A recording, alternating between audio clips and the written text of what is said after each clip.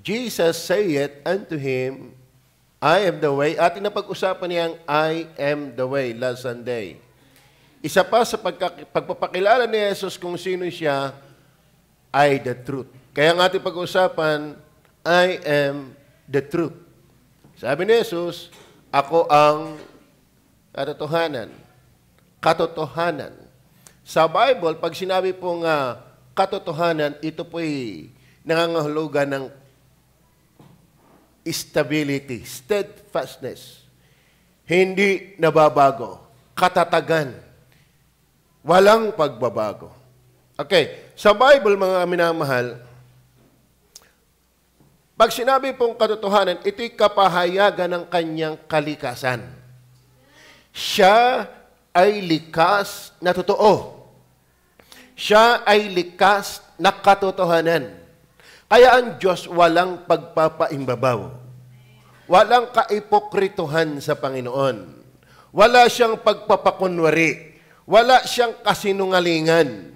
Likas niya ang katotohanan. Kaya sabi ni Jesus, I am the truth. Ano? Hindi siya kasinungalingan. Hindi siya kapaimbabawan. Hindi siya kapakunwarian. Siya ang katotohanan. Kaya kung gusto nyo makita ang katotohanan, maintindihan ang katotohanan, lumago sa katotohanan, dapat matuto tayo sino si Jesus. Kasi labas kay Jesus, pawang kasinungalingan. Kasi pwedeng ang tao ay totoo panlabas, pero ang Diyos sa kanyang loob at labas at sa kanyang lahat ng ginagawa ay totoo. Kaya siya ay nakakahalaber ng mga sinungaling. Bakit? Sadyang ang katotohanan nakakahaliber ng mga kasinungalingan. Hanggat si Jesus ay wala sa iyong buhay, wala ka sa katotohanan. Ano? So, lahat ng relihiyon, binubuo ng bawat individual na tao. Ngayon, kapag ang tao ay wala kay Jesus, na bumubuo ng relihiyong yan po'y wala sa katotohanan. Dahil sabi ni Jesus, I am the truth. Tama ho ba? Ngayon, ating pag-uusapan si Jesus, I am the truth. Expression of God's nature, ito po'y kapahayagan ng kanyang likas at lahat ng kanyang ginagawa'y katotohanan. Ngayon, at dahil sa iyong katotohanan, siya rin yung source ng katotohanan. Hindi ang dictionary. Hindi ang encyclopedia. Hindi ang religion. Not even the universe. Because kung wala si Kristo, wala ring universe. Alam niyo ba, pag sinabing scientist, nag-aaral ng mga fact, nag-gather ng mga fact, dinodiscover yung mga fact. So yun ang mga na-discover na pag-aralan, binigyan nila ng conclusion. Pero without Christ, the creator of everything, anong tutuklasin ng scientist kung wala namang lumikha? So, the scientist is not even the source of truth. They are just the discoverer of what are truths. Sila po yung nakakatuklas ng mga fact, pero hindi sila yung source. Kaya sabi ni Jesus, I am the truth. Naintindihan mo ba? Ngayon, si Jesus na katotohanan ay naribila, higit sa lahat, si Jesus nahalata mong sa kanyang nilikha, pero higit sa lahat, ito ang nagpapahayag ng katotohanan. Dahil ito'y salita ni Jesus. Kaya kapag ang basihan mo sa paniniwala mo ay hindi Biblia, hindi ka steadfast. Hindi ka stable. Wala kang katatagan. Bakit? Ay ang katatagan nga po'y katotohanan. Paano ka magiging matatag kung kasinungalingan? Tama ba? Ang matatag na buhay, ang totoong buhay, hindi lang panglabas, kundi pang loob. At alam niyo ba, pag sinabing totoo, tumatagal. Hindi na babago. Tanyo ha, pag ang relo mong nabili ay fake. Siguro, maganda yan, siguro 1 month, 2 months, 3 months, ewan kung tatagal yan ng 50 years. Kahit electric fan, bumili ka ng maling electric fan. Yung ano lang. Kaya alam mo ang Pilipino, magaling din. Saan? Sa copy-paste. Yung imitation. Imitation. Kaya nakakatakot bumalik yan. Hindi ka 100% nakampante sa Shopee. Ang ganda ng pinag-i-display, pero pagdating naman sa iyo, hindi naman yun ang dumating. Tama? Bakit? Imitation lang. Ang Diyos po, ang katotohanan. Ang diablo, nag-i-imitate. Kaya merong antichrist kasi may tunay na Christ. Kaya merong false gospel kasi may tunay na gospel. Kaya may false church kasi may tunay na church. Kaya may langit-langitan kasi may tunay na langit. Kaya merong nagkiklaim na tagapagligtas kasi may tunay na tagapagligtas. Si Jesus. Kaya ang lahat ng tunay, si Jesus. Paano natin malalaman yan? Ay kaya mag-iingat kayo dahil nagkalat ang bulaan. Para ikaw ay maging matibay, aralin mo si Jesus. Kaya inaanyayahan namin kayo. Amen? So, atin ang hiwag-hiwagin. I am the truth. Pag sinabi ni Jesus, I am the truth. Hindi lang the truth. I am the truth. Siya ang katotohanan. Pero yung salitang I am, na iniugnay sa truth, magkadais po yun po ay hindi basta napabiglang salita. Yun po ay may esensya. Yun po ay may hugot. Yun po ay may substance. Yun po ay may idinidiin tungkol sa kanyang sarili. Siya'y may inaangking sa kanyang sarili. Alam niyo po, ang tao ay basta na lang makadar siya. Lalo pag napabigla lang, o yamot, o galak, basta makadar siya. Walang essence yung sinasabi. Parang ang tao, pag nanganak ngayon, halimbawa, babae, nanganak, pogi, di Richard Gomez, ang kamukha, ang pangalan. O kaya ay Aga Mulak. Ganun lang. Pero sa Bible, hindi basta pangalan ang inilalagay. May meaning yon. Nung sinabi ni Jesus, I am, alam niyo ba yung salitang I am? Isa sa pangalan ng Diyos. Nung suguin ng Diyos si Moises, sapagkat inalipin at binusabos ang bansang Israel sa loob ng 400 years. Ilan tayong taon sa pagiging alipin ng Hapon? Ilan tayong taon sa pagiging alipin ng Kastila? Kayong mga nag-aaral ng history. Ilan taon tayo sa ilalim ng Hapon? Ilan taon tayo sa ilalim ng Kastila? Ang Israel ay 430 years sa ilalim ng Egypt. Are you with me? Okay. Ngayon, sabi ng Diyos, narinig ko at nakita ang daing ng aking bayan sapagkat sila ay dumadaing sa hirap nila. Sinusugo kita, Moises. Sabi ni Moises, paano ang paniniwalaan? Anong sasabihin ko? Anong pangalan mo? Para sabihin nilang, ako yung sinugo mo. Sabihin mo sa kanila, siya ako nga. I am that I am. Sabi ni Jesus, I am the truth. Ibig sabihin, ako nga, yung ako nga. Ako yung totoong ako nga. Ano ibig sabihin niyan? Pag sinabi ni Jesus, I am the truth, may substance po yun. May emphasis po yun. Hindi yung basta dar siya. May pinapakilala si Jesus tungkol sa kanya. Ako yung Diyos. Ayan. Amen. Kaya itong baptismo, naniniwalang si Jesus ay Diyos. Amen? Alam niyo po, kaya pag basahin niyo po lang, I am. Hindi yun small I. I am the way, the truth. Tingnan niyo po, sa John chapter 8, verse 56. 8:56. Tingnan niyo po. Nagalak ang inyong amang si Abraham na makita ang aking araw. At nakita niya at natuwa. Verse 57 hanggang 58 yan.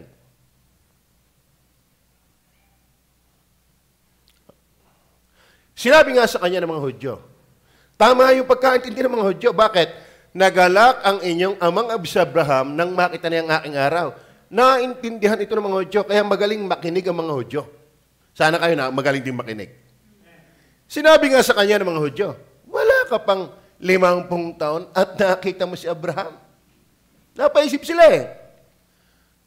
Nagalak ika ang inyong amang Abraham nung makita niya ang aking araw. Itong nakaintindi ng kanyang panalita, sinabi sa kanyang mga Hudyo, wala ka pang 50 taon. Totoo. Dahil si Kristo po ay nabuhay lamang ng 30 hanggang 30, sa pantaha, 30 hanggang 33 years lang siyang nabuhay. Old sa lupa. Kaya nung sabihin nilang, wala ka pang 50 taon diyan, ay, alam mo ano sabi? Wala ka pang 50 taon at nakita mo na si Abraham. Paano makikita yun? Eh, ang tagal ni Abraham. Ito yung sagot po ni Jesus Christ. Sinabi sa kanila ni Jesus. Katotohanan ang sinasabi ko sa iyo. Bago siya panangak si Abraham, ay ako nga. Ako nga. Are you with me? Kaya sinabi ni Jesus, I am the way, the truth. May pinapakilala siyang I am, may kiniklaim siya, may inilalapat siya sa kanyang sarili na pangalan ng Diyos. So, pinapakilala niyang siya'y Diyos. Kaya siya'y naandoon na, wala pa si Abraham. Si Kristo nagsimula na maging tao sa panahon ni Maria. Pero hindi siya doon nagsimulang maging Diyos. Sa kanyang pagkakatawang tao, siya'y nagsimula nung ipaglihi ni Maria. Sa pagiging tao, doon siya nagsimula. Pero sa pagiging Diyos, panahon pa ni Moises. Panahon pa ni... In fact, wala pang universe. Andun na siya. Kaya nga siya ang Alpha and Omega.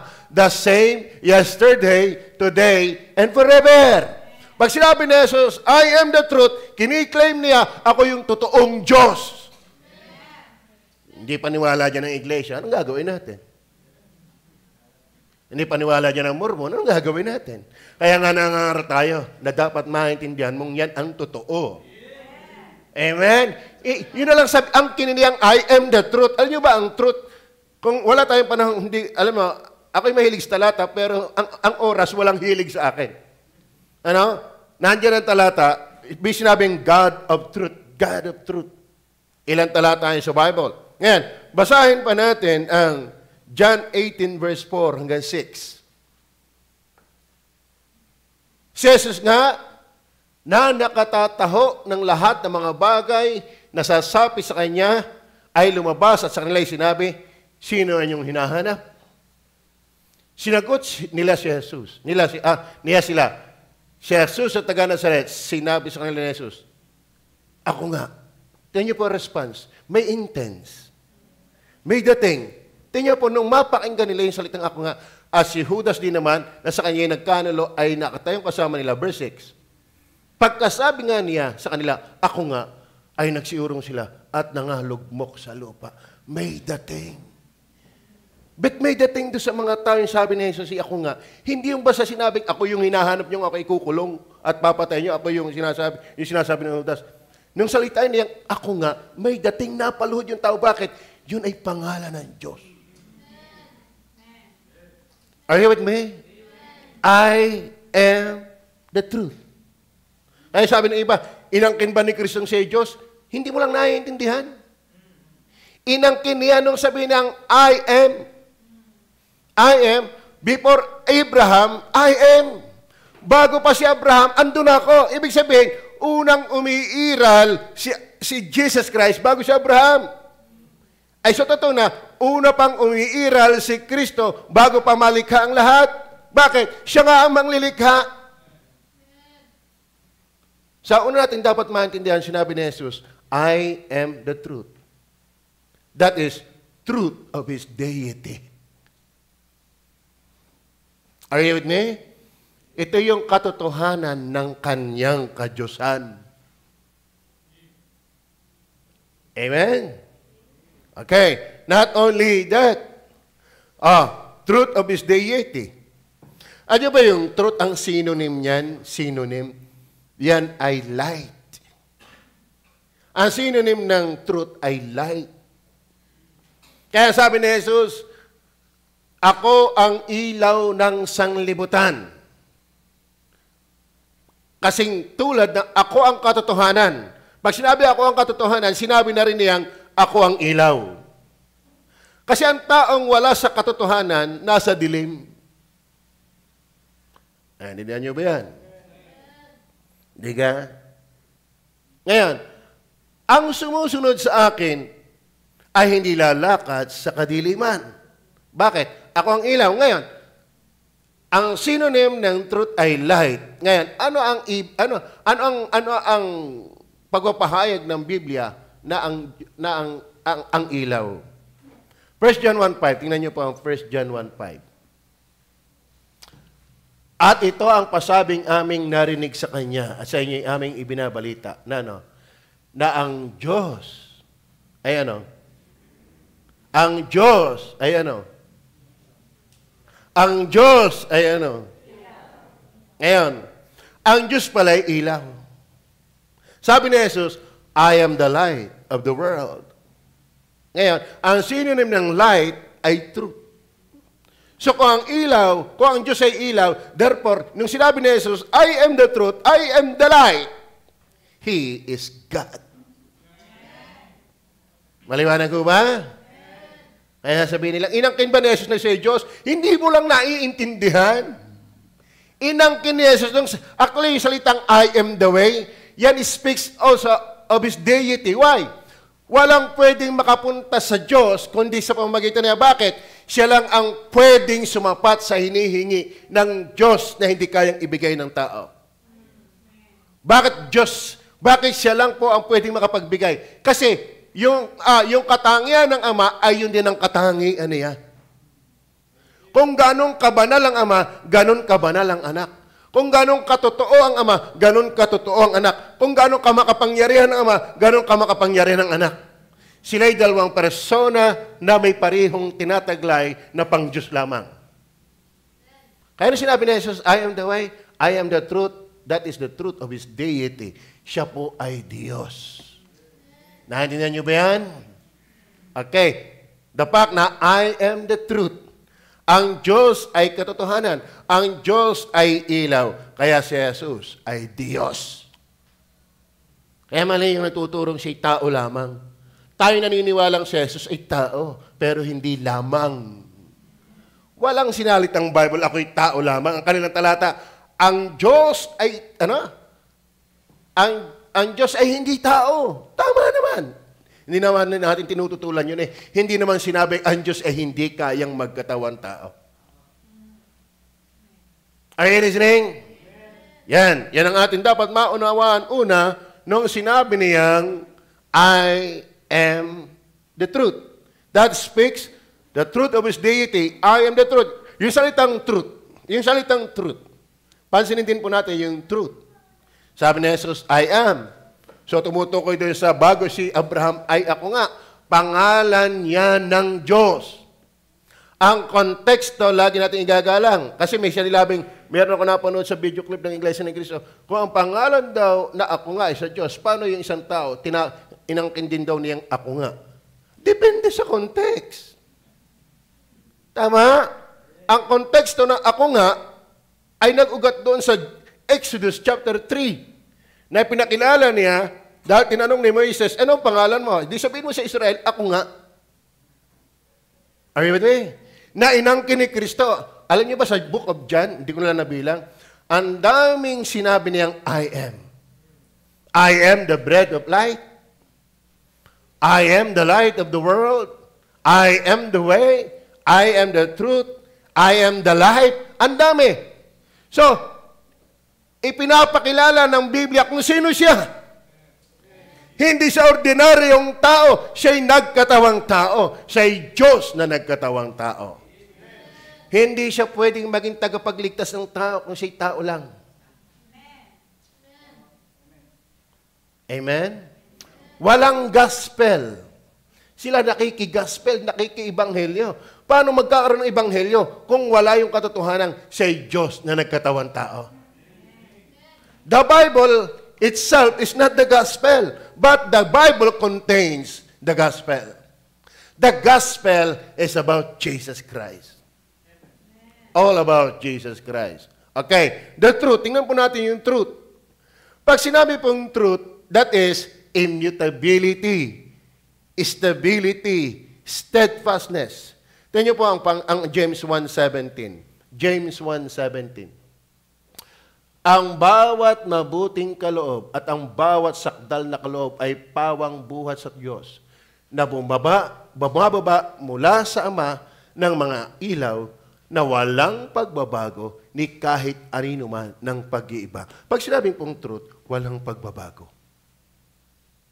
Si Jesus noon, ngayon, at magpakailanman, mananatiling ganon. Amen. Tingnan pa natin ang Malakay 3 verse 6. Malakay 3 verse 6. Sapagkat ako, ang Panginoon, ay hindi nababago. Pag sinabing truth, I am the truth. Ako, yung Diyos, na totoo na hindi magbabago.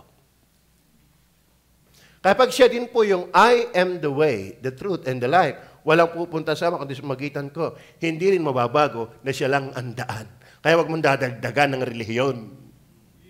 Wag mong dadagdagan kung anong gawa. Bakit? I am the way, the truth. Ibig sabihin, kung siya yung daan papuntang Ama, at siya din ang katotohanan, pag sinabing katotohanan, stability, immutability, hindi nagbabago. Therefore, ang pagiging paraan ng pagiging tagapagligtas para pumunta ng langit ay hindi rin nababago. Kaya hindi dadagdagan niya ng binyag, ng bautismo, ng 10 utos. Kasi pinakilala ni Jesus, I am the way and the truth. Are you with me? Kaya kapag may relihiyon, kung hindi ka sasapi sa amin, hindi ka maliligtas, dinagdagan mo na ang Bible. Amen? Ang sabi ni Jesus, I am the way, not one of the ways. Amen?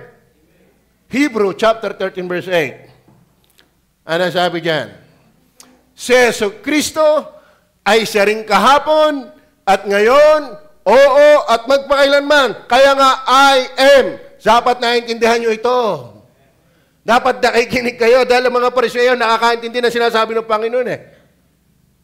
Ang sabi niya, nung makita ng inyong mga ni Abraham si Kristo, ay nagalak siya. Kaya sabi ng Pariseo, naintindihan sinabi ng Panginoon, nauna ka pa kay Abraham?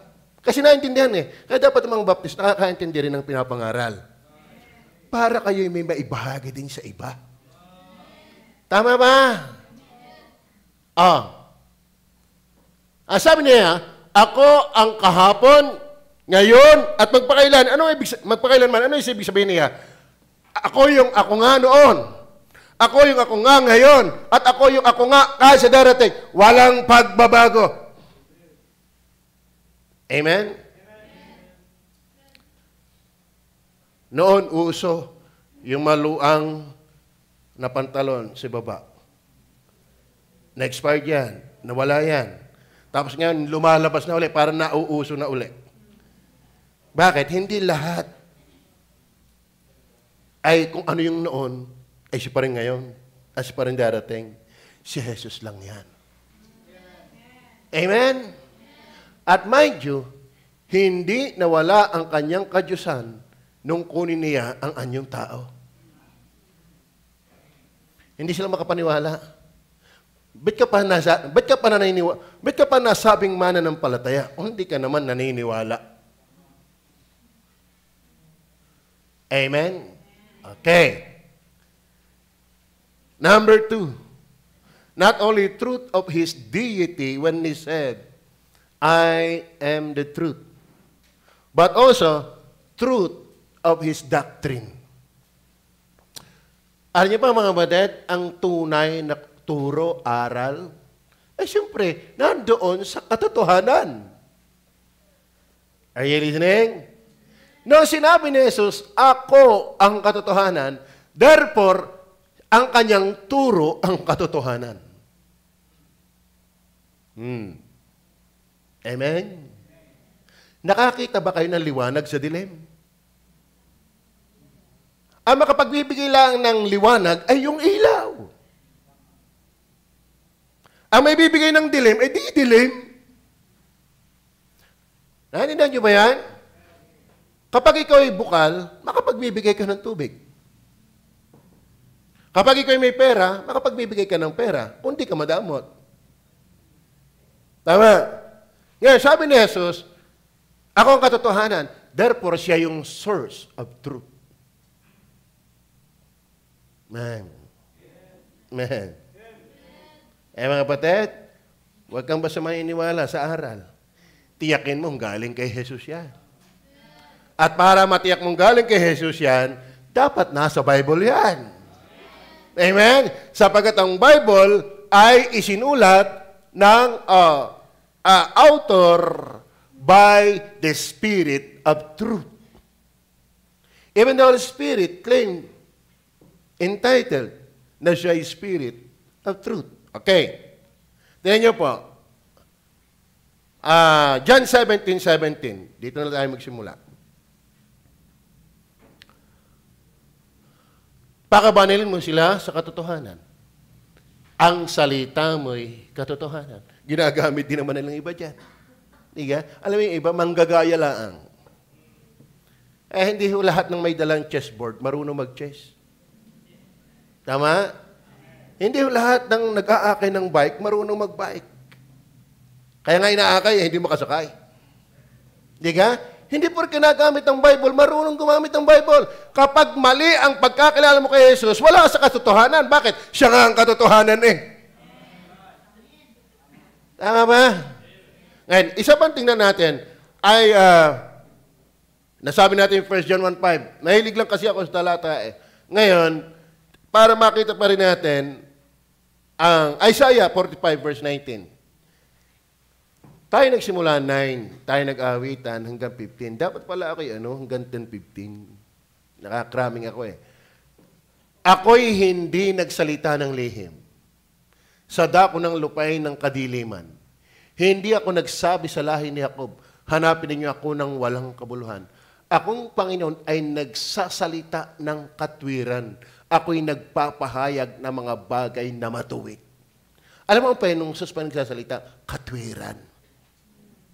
Kaya nga sabi ng 2 Timothy 3:15-17, ang banal na kasulatan ay kinasihan ng banal na Espiritu upang ang tao ng Diyos ay matuto, lumago, na nasa katwiran. Bakit? Ang Panginoong Jesus, bilang katotohanan, pag nagsalita, pawang katotohanan. Ang Diyos, ang Panginoong Jesus, ang likas ay katotohanan, loob at labas, maging sa kanyang salita at sa kanyang ginagawa, ay katotohanan at pawang katotohanan lamang. Okay. Tingnan niyo po ang Proverbs chapter 30 verse 5. Mamimili na lang po ako ng talata. Bawat salita ng Diyos, si Jesus ba'y Diyos? Ay subok. Totoo yan. Hindi ka ang idea ay oobserbahan ko muna. I-eksperimentuhin ko muna.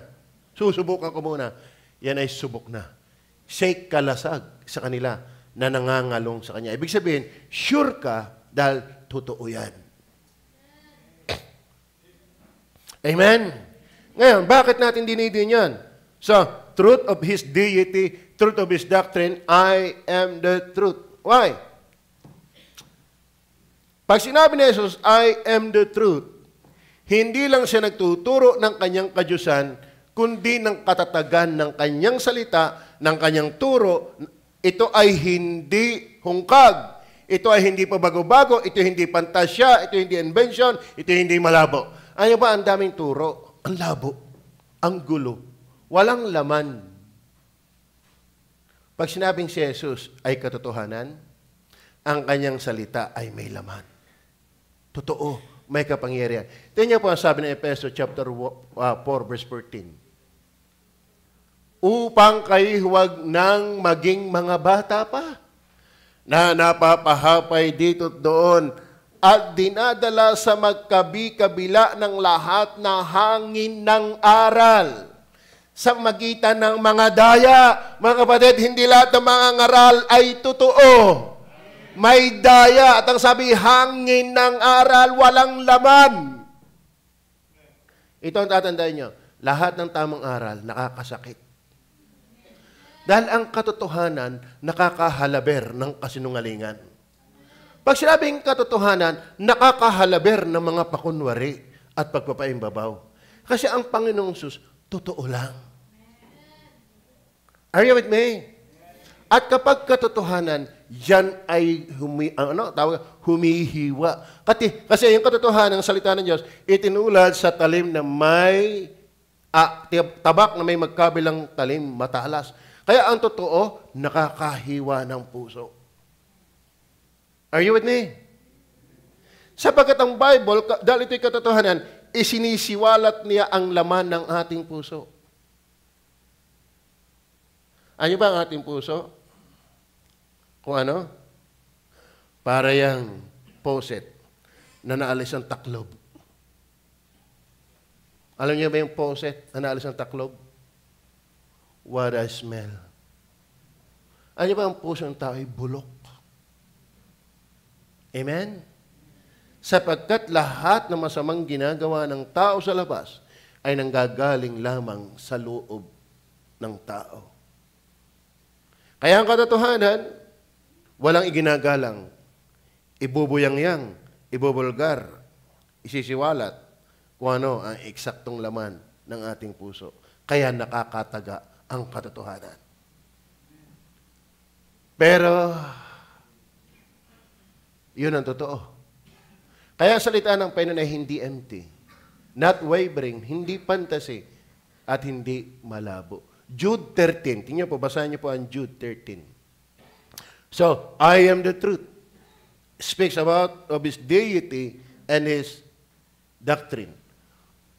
Mga mabangis na alon sa dagat, ito po yung mga false teachers na pinagbubula ang kanilang sariling kahiyan, mga bituing gala na siyang pinaglalaanan ng pusikit ng kadiliman, magpakailanman. Ayaw ba ang kategorya ng mga pulbulaan ay sila yung mga bituing gala? Hindi nga fix pa bago-bago.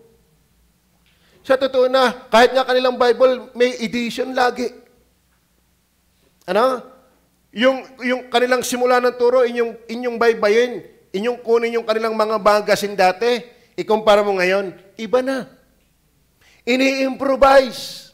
Pero si Kristo, ang katotohanan, stable, steadfast, immutable, hindi nagbabago ang kanyang being at ang kanyang doctrine.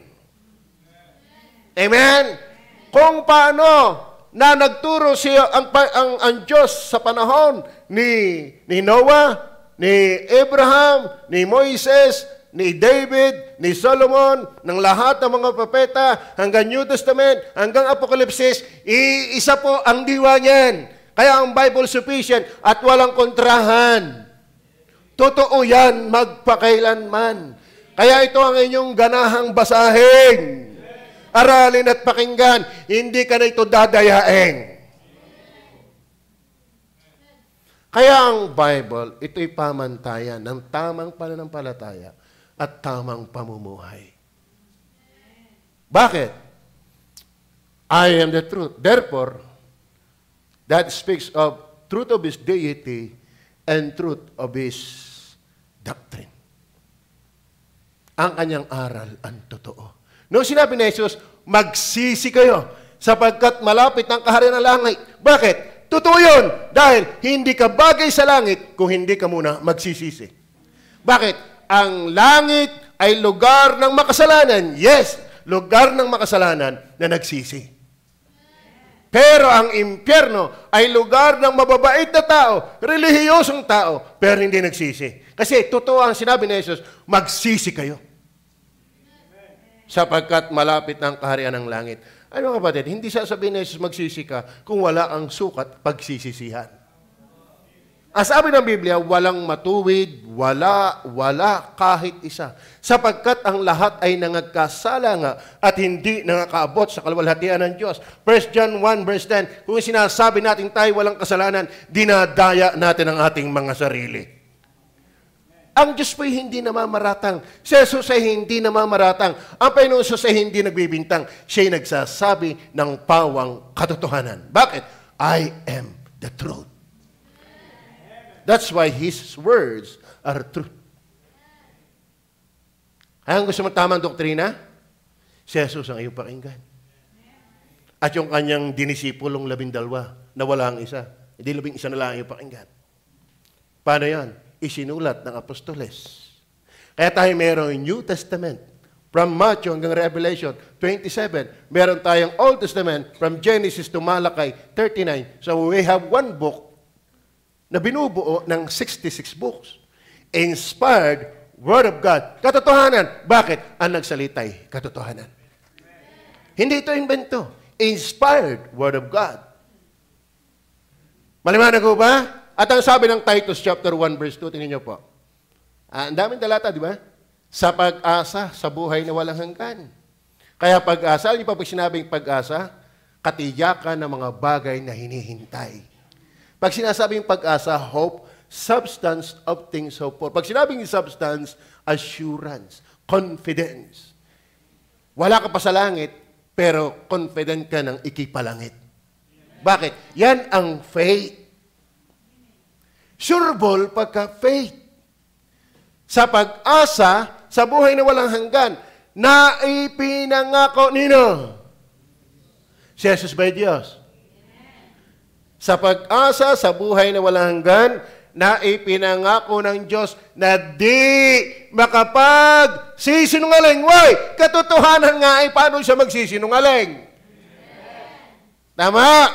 Kaya yung hindi nakakatiyak ng kalangit ang pupuntahan, nadatngan ka ng mga sinungaling. Are you with me? Yung iba nga ay para lang paniwalaan nagsasabi ng totoo eh. Pexman.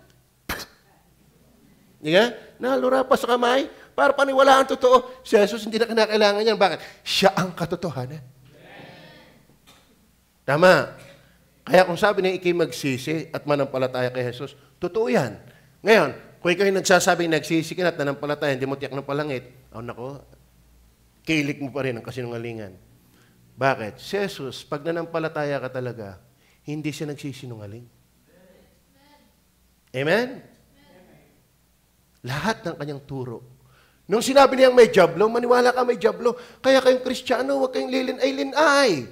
Huwag kayong makipaglaro sa kasalanan. Huwag kayong makipagsabayin kay Satanas. No match tayo sa kanya. Huwag mong pagsabayin ang computer game sa tatang simbahan. Hindi ka lalago na hindi ka solid kay Kristo. Huwag mong lalaro-laruin ang buhay Kristiyano dahil Satanas hindi yan laro.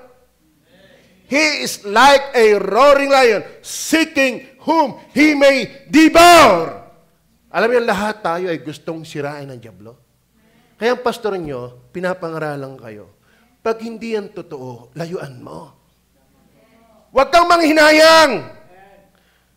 Huwag kang manghinayang, iwanan ang hindi katotohanan. Dahil lahat ng kasinungalingan, sumisira yan ang buhay. Walang totoong masigla kay Kristo na nabubuhay sa kapakunwarian, sa kasinungalingan. Magaling pang aminin mong ikinagkakamali kasi hindi na amin. Magsisi ka. Amen o ba? Sa pag-asa sa buhay na walang hanggan, na ipinangako ng Diyos na di makapagsisinungaling. Ganong katagal? Buhat pa ng mga panahong walang hanggan. Never even seconds na ang Diyos ay nagsinungaling. Siya'y totoo noon, siya'y totoo ngayon, siya'y totoo sa darating. Kaya lahat ng sinabi ng Panginoon Jesus, lahat ng inaaral niya, huwag mong deadmahin. Amen? Amen? Truth of His deity, truth of His doctrine. Maliwanag ko ba? Kaya yung aralin. May mga major doctrines na dapat alam natin. Sino ang Diyos? Ano ang Bible? Sino ang Panginoong Jesus? Sino ang Banal na Espiritu? Ano ang kasalanan? Ano ang kaligtasan? Ano ang iglesia? Ano ang mga anghel? Ano mangyayari sa hinaharap? Nasa Bible yan. Itinuro na Jesus. Ba't ka walang alam? Ay, puro ka computer games. Ha? Inuubos mo dyan ang panahon mo. Isa ka mangmang. Alam mo, yung nauubos ang buhay sa walang kapararakan, mangmang yun. Ang tunay na matalino, ginugugol ang buhay sa makatuturan. Amen. Amen. Don't waste your time. When you waste your time, you waste your life. Spend your time wisely. Be involved in the ministry. If you're a Christian, if you are not yet saved, Christ is the way and the truth. Yung kanyang pagiging paraan. Okay, number 3. Dito na tayo pupunta. Not only the truth of His deity when He said, I am the truth. Truth of His doctrine, but also truth of His deliverance. Nung sinabi ni Jesus, I am the way, hindi siya nagsisinungaling doon. Kasi sinundan, and I am the truth. Amen? Amen. Sabi niya, I am the way, the truth, and the life. No man cometh to the Father except by me. Ibig sabihin ni Jesus, I am the truth. Ito ay konektado sa kanyang sinabing, I am the way. At connected din sa last phrase na sinabing, walang pupunta sama kundi sa magitan ko. Ibig sabihin, inaangkin ni Jesus na pag siya, ang kanyang pagliligtas lang ang katotohanan. Siya lang yung way. Amen? Hindi sinabi ni Jesus, Baptist is the way. Catholic Church is the way. Seventh-day Adventist Church is the way. Born-again Christian Church is the way. Mormon Church is the way. Ang dating daan is the way. Iglesia ni Cristo is the way. Ang sabi ni Jesus, I am the way. Sinundan pa ng, I am the truth. Therefore, pagkaligtasan, siya yung totoo. Pag sa usaping pagliligtas, siya ang totoo. Kaya huwag kayong maniniwala kung hindi kayo sasapi sa amin, hindi kayo maliligtas. Hey! Sabi ni Jesus, I am the way and the truth. Amen. Maliwanag ho ba? Sabi, balikan natin po ang talata para maintindihan natin. Verse 6. Verse 6. Ano sabi ng talata? Sinabi sa kanya, Nino? Sino nagsabi? Si Jesus. Ako, ang daan. Pag sinabi bang ako, marami. Pag sinabi bang ako, iglesia. Pag sinabi bang ako, relihiyon. Pag sinabi bang ako, bautismo. Pag sinabi bang ako, Bible. Pag sinabi bang ako, binyag. No, siya yun. Siya mismo yun. Hindi si Maria yun. Hindi Pope yun. Amen. Ang sabi ako hindi si Pope. Hindi si Soriano. Hindi si Manalo. Hindi si Maria. Ako! Ay, naiintindihan ba natin yan? Mahirap bang intindihan yun? Ako! Kung ako, hindi sila. Ang gulo-gulo ng mga turo ng mga yan. Kaya mag-iingat kayo, maraming magulo. Si Kristo hindi empty pag magturo. Hindi wavering. Hindi vague. Hindi malabo. Malabo ba yung salitang ako? Eh, pag ako, hindi sila. Amen? Tama, kaya ang daming tao litong-lito. Parang gumaligtas. Parang daming tinuturo. Yung iba namang may dalang tama ng turo, kaya hindi makapagturo, libang kung saan-saan. Wala pa namang alam sa Bible, babagdaga sa computer. Computer games. Kung saan-saan agad babad, wala pang alam kay Kristo. Alam mo kung kayo may ilaw, lumiwanag ka. Huwag kang madilim. Saan ka nakakita ang ilaw yan, dilim? Tayo kayo magpangipangita dito kung walang ilaw. Kita ba sa inyo si Jesus? Amen? Amen? Sinabi sa kanya ni Jesus, ako ang daan. So, once sinabi ni Jesus, ako ang katotohanan, truth, not only of His deity, not only of His doctrine, but of His deliverance. Pag sinabing ako ang katotohanan, sinasabi na rin ni Jesus, ako yung way. Ako yung totoong way. Ako yung totoong magliligtas. Hindi ang simbahan. Si Jesus at simbahan, hindi pareho. Amen? ang Ama at Anak ay hindi pareho. Ang Holy Spirit ay si Jesus Christ ay hindi pareho. Lalo namang si Eloy at ang Panginoong Jesus ay hindi pareho. Kaya walang ipinapakilalang tagapagligtas, paraan para pumunta sa Ama. Siya lang! Kaya hindi nakakalito. Kung gusto mo pumunta ng langit, siya lang. Nakakalito ba yun? Kung sinabi siguro ng Panginoon na 1,100, alin kaya din Ay, iisa may bigay kinalilito pa. Iisa nga. Si Jesus lang. Ang sabi niya, ako. Hindi sinabing, kami. Amen ba? Amen ba? Gusto niyo ba pumunta ng langit? Basahin nga natin talata. Yung 14 verse 6 na inyo Sinabi sa kanya ni Jesus, ako ang daan. Ibig sabihin daan, paraan. Para makapunta doon sa pupuntahan. Saan pupunta? At ang katotohanan at ang buhay. Sino man ay di makaparoroon yun na ang talab ng ako ang daan. Sino man ay di makaparoroon sa Ama. Nasaan ba ang Ama? Anong awit? Ama namin, sumasalangit ka. Therefore, pag sinabing Ama, nasa langit. Sinabi na Jesus, ako ang daan, papuntang Ama. Ibig sabihin, ako ang daan, papuntang langit. Maliwanag ba yan? Maliwanag ba yan? Gusto nyo ba, pag kayo namatay pa langit? Anong paraan? Sino paraan? Ay, binyag? Wala. Negosyo lang yung binyag na yan. Dahil hindi mo sinabi ni Jesus, ang binyag, ang daan, papunta sa Ama. No way! Bakit? Nakakita ba kayong binyag na napako sa krus? Si Jesus lang ang nagbayad ng ating kasalanan. Si Jesus lang ang nagkatawang tao at pinanganak sabsaban, kaya may Pasko. Si Kristo lang inaawit ang pagkapasyon. Bakit? Si Mana Santa, doon nagtika ang Panginoon, doon nagpakahirap ang Panginoon at namatay.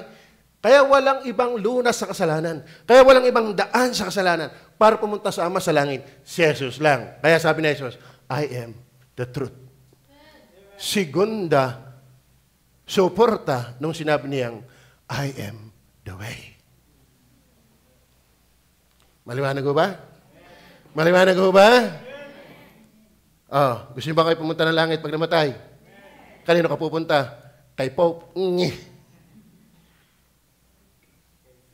Kay dating daan? Kaya sa baptist, wag baptist. Ang baptist nangangaral na iisa ang daan. Pero ang baptist hindi daan. Naintindihan niyo ba yan? Ang baptist tagapangaral na ang daan palangit ay iisa. Pero ang baptist ay hindi nangangaral na ang baptist ang daan. Pero ang daming relihiyon, ganyan ang aral. Sabi ng Iglesia ni Cristo, kung sasapi ka sa amin, maliligtas ka.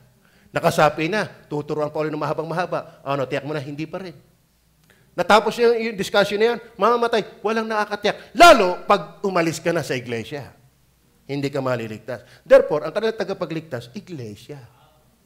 Ay sabi ni Jesus, ako, hindi iglesia. Maliwanag yun. Amen.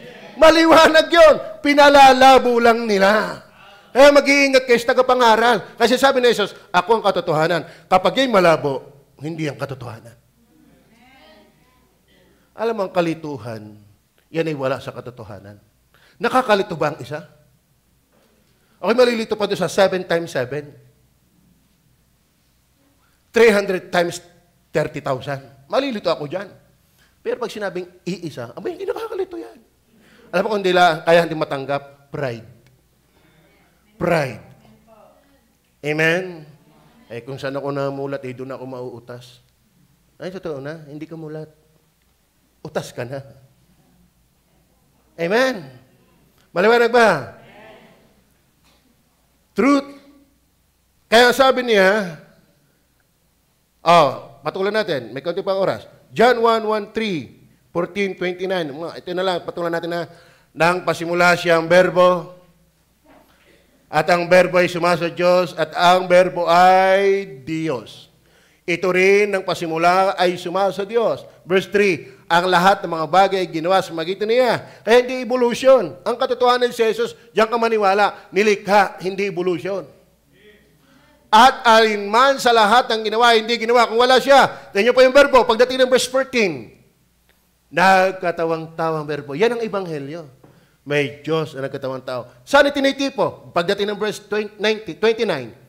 Nang kinabukasan ay nakita ni Juan si Jesus na lumalapit sa kanya, sinabi, narito ang kordero ng Diyos, yung nagkatawang tao, na nag-aalis ng kasalanan ng sanglibutan. Ang nag-aalis ng kasalanan ay yung Diyos na nagkatawang tao na tinipuhan ng kordero. Hindi binyag, hindi bautismo, hindi 10 utos. Maliwanag ba yun? Kaya niyo pakinggan yung turo ng katotohanan. Si Jesus yan. Tama. Ay, may malawak pa paliwanag yan. Ang oras lang natin na hindi malawak. Yung salitang kordero, mahalaga yan. Hindi ka tatanggapin ng Diyos sa Old Testament kung wala ang dalang korderong walang kapintasan. Yan pala yung tipo ni Kristo na walang kapintasan. Bakit siya walang kapintasan? Kasi hindi siya sa sperm ng tao galing. Supernatural birth. Kaya siya pinanganak ng isang berhen. Saan nakakitang berhen nagbuntis? Amen? Walang berheng nagbuntis. Kaya bang mga inang nanganak na, berhen pa kayo? Hindi na. Pag sinabing berhen, never been kissed, never been touched, but totally damaged. Pag sinabing berhen, hindi nahalkan, hindi nahawakan. Si Maria nga, kaya sila magbabalak maghiwalay. Bakit? Nakita ni Joseph, pati buntis na, pagpapakasal pa lang kami. Kasi sabi, narito ang berhen, mga anak. Kaya siya'y walang kasalanan kasi hindi siya sa punla ng lalaki. Siya'y miraculous birth. Supernatural birth. Hindi natural birth. Supernatural. Bakit? Kaya siya ang kakatawan ng korderong walang kapintasan. Kaya walang ibang paraang tagapagligtas. Si Jesus lang. Kaya sabi niya, I am the way, the truth. Pag may iba pang way, hindi na siya truth. Amen? Amen? Maliwanag mo ba? Kaya wala kayong sasampalatayan kundi si Jesus. John 3:16, alam natin yon. Sapagkat ganyan lang ang pag-ibig ng Diyos ang libutan na ibinigay niya ang kanyang bugtong na anak upang ang sinumang sumampalataya. Kanino? Sa Kanya ay huwag mapahamak kundi magkaroon ng buhay na walang hanggan. Kapag hindi ka sa Kanya sasampalataya, ano ang big sabihin? Napahamak ka. Bakit? Siya yung truth eh. Hindi siya nagsisinungaling nung sabihin niyang, ako ang daan. At pinagtibay yun ng kanyang mga alagad. Siya yung korderong walang kapintasan. Kaya magalak tayo nasa tama. Amen. Kaya huwag tayong pabackslide. Yung iba nga'y mali, kainit-init. Sinsiro tayo naman ay tama eh. Amen. Tama ang ating aral. Dapat kung may masipag na reliyon, yung tama. Kung may dapat nagliliwanag sa libutan, yung tama. Hindi yung malaki ang tama. May labanan ko ba? Magandang maramdaman ng mundo na may Diyos talaga tayo. Masigasig tayo. Iba ang ating ginagawa. Iba ang ating libangan. Hindi libangan yung mga bagay na naglalayo sa Diyos yan. Hindi yan libangan. Yan ay kamangmangan. Bakit hindi ka ba nalilibang magbasa ng Bible? Masarap magbasa ng Bible. Amen? Are you with me? Ang sama niyan, magastos pa yung libangan mo. Kulang ka na nga sa baon mo, maglilibang ka pa ng magastos. Tapos inilalayo ka pa at inaalis yung sigla mo kay Jesus. Kaya yung mga klase mo, walang makitang pagbabago sa iyo. Yung mga kapitbahay mo, di ba baptist, di ba Christian ka? Ba't pareho lang tayo? O yun ang problema. Yun ang problema. Ba't ka nalilibang sa kasinungalingan? Ay si Jesus ang katotohanan. Are you listening? Okay, last. Ito na po. When He said, I am the way, the truth, I am the truth. Not only truth of His deity, truth of His doctrine, truth of His deliverance, ito pa yung truth of His delight. Alam mo, ang sinungaling, masaya sa kapwa sinungaling. Ang magnanakaw, masaya sa kapwa magnanakaw. Amen? Amen? Ang Panginoon Sus, masaya kung ano yung katotohanan. Bakit? Siya'y katotohanan. Kaya ayaw ng Diyos namang plastic. Sa bayan nga bawal ang plastic. Puro supot doon. Kung sa bayan, bawal ang plastic. Lalong sa church, bawal ang plastikan. Dahil ang Diyos ay hindi masaya sa hindi katotohanan. Bakit? Siya ay katotohanan. Yan na po ang 3 John 1 verse 4. 3 John 1 verse 4. Wala nang dakilang kagalakan sa ganang akin na gaya nito, na marinig na ang aking mga anak ay nagsisilakad sa katotohanan. Amen. Tama? Di kayo alam natin yung law of effect ba yan? Cause and effect. Law of cause and effect. Pag nangain ka ng maasim, ano ang effect? Pag nangain ka ng matamis, pag nangain ka ng mapait, pag nangain ka ng masarap, kung anong kinain mo, halata sa effect na ekspresyon ng mukha mo. Ay nasa ilaw ka. At di lumakad ka sa liwanag. Ganun lang yon. Nakita niyo ba yung napitpit ang hinliliit? Numapitpit ang hinliliit? Hindi. Ano pag napitpit ang hinliliit? Aray! Bakit? At sakit kaya mapitpit ang hinliliit? Walang napitpit ang hinliliit. Wala lang. Nadatnan ka ng katotohanan? Ilaw? Wala lang. Sinungaling ka. Sinungaling ka. Yung kalamyas may epekto, si Jesus wala. Are you with me? Amen. Maliwanag mo ba? Yung iba, katotohanan na sinasabi, hindi pa makano eh. Ano nga ang problema mo at ikigayaan? Amen? May pag nanonood ka ng mga Korean, naihidi naman sa umaga. Burabos pa nga kung umibak. Tapos Jesus, pinag-aaralan mo para kang tuor. Nakakaawa ka. Baka sinungaling ka, hindi ka totoo. Ayaw ba pagka totoo? May dating yan.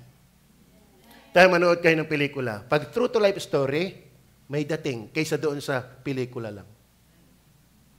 Tama?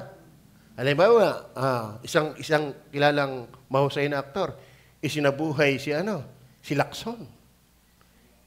Isinapelikula kung sino man. Digat may dating kasi tunay eh. Kaya dapat, sa iyong mga mua, may dating din tunay ang inyong pinapanood eh. Tunay ang inyong pinapakinggan eh. Dapat na amen yan. Amen? Hindi tayo yung ibang Marlene, dinadaya lang eh. Kaingay-ingay eh. Tayo naman nagsasabi ng totoo dito eh. Wala lang. Laking problema yan. Masaya ba kayo sa tama? Si Jesus yun. Last, 1 John 1, 5 and 6. Yan niyo ha, dito ako magtatapos. Andiyan pa ba kayo? Kaya ang pag-aakay ng kaluluwa, hindi yung nasa labas lang. Kasi pwedeng may mga nasa loob na dapat akayin pa rin. Kasi kita yan sa tugon, sa respond. May manifestation yan. Yung ang ibig na ibig nagmamanifest eh. Yung galit na galit, nagmamanifest din eh. Yung galak na galak, nagmamanifest din eh. Kaya kung kinaka Jesus, dapat nahahayag din. At ito ang pasabing aming narinig sa Kanya. At sa inyo'y aming ibinabalita na ang Diyos ay ilaw. Synonym ng truth. At sa Kanya'y walang anumang kadiliman. Ibig sabihin, walang kasalanan ng Diyos. At hindi magkakasala ang Diyos, hindi mag-iipokrito ang Diyos, hindi magsisinungaling ang Diyos, hindi magkukunwari ang Diyos, wala sa Kanyang anumang kadiliman. Yan ang Diyos. Kaya pagdating sa verse 6, are you with me? Kung sinasabi natin tayo ay may pakikisama sa Kanya, parang mo na rin sinabing, ako'y na kay Jesus. Lahat ba dito na kay Jesus na? Kaya ba naniniwalang kay palangit na? Ang Bible, hindi basta naniniwala. Basahin mo ang Bible. Ang Diyos ay hindi basta nag-a-agree. Bakit? Kilala niya ang totoo at hindi bakit? Siya ang katotohanan. Tignan niyo. Kung sinasabi natin tayo may pakikisama sa Kanya at nagsisilakad tayo sa kadiliman, ano ibig sabihin? Siya'y ilaw. Ba't ka nabubuhay sa dilim? Kung may ilaw ka, abay may liwanag. Ngayon kung ikaw ay nabubuhay sa dilim, ay bay wala kang ilaw. Naintindihan niyo ba yan? Ayan na sabi, nangagbubulaan tayo. Kaya huwag kayong basta maniniwala. Nagtaas lang ng kamay, sumubunod sa panalangin, ligtas na. Huwag kayong maniniwala. Dalang Bible, hindi naniniwala, basta. May kapahayagan yan. Hindi sinasabing sinless, pero hindi ka na, ang lifestyle mo ay nabubuhay pa rin katulad ng dati. Ang sino mang na kay Kristo ay bagong nilalang. Narito ang dating mga bagay nagsilipas na, sila'y pawang naging mga bago. Kaya kung ikaw, si Jesus, maliwanag, siya ang daan. Speak about His truth of His deity, truth of His doctrine, truth of His deliverance, then truth of His delight. Saan siya natutuwa? Kung siya'y ilaw, huwag kang mabuhay sa dilim. Amen. Wala namang taong sakdal, perfect, na hindi nagkakamali. Pero ba yung lifestyle? Kumbaga, pwede kang matapilok, pero hindi ka habang buhay tapilok. Tama ba? Alam mo, matapilok, ay gumulong ka na lang ng gumulong. Bangon! Ngayon, kung hindi ka na bangon, baka kayo wala pang ilaw. Kaya sabi ng Bible, nagbubulaan tayo. Bible ang may sabi niyan. Hindi basta yan, hindi yung pisting basta. Amen. Maliwanag ko ba? Kayo, tunay ba kayo? Kayo ba talaga may ilaw? Amen? Kumusta ang ating buhay, Lunes hanggang Sabado? Saan tayo nalilibang at nahihibang? Maliwanag ko ba? Kayo ba nakakapagbasa ng Biblia araw-araw? Gaano kadami? No. Alam niyo po, halata ko ang nagbabasa ng Bible at hindi. Makakasama lang kita sa loob ng 1 oras, dama ko na kung nagbabasa ka o hindi. Ramdam ko rin yung nananalangin totoo. Makakasama lang kitang oras.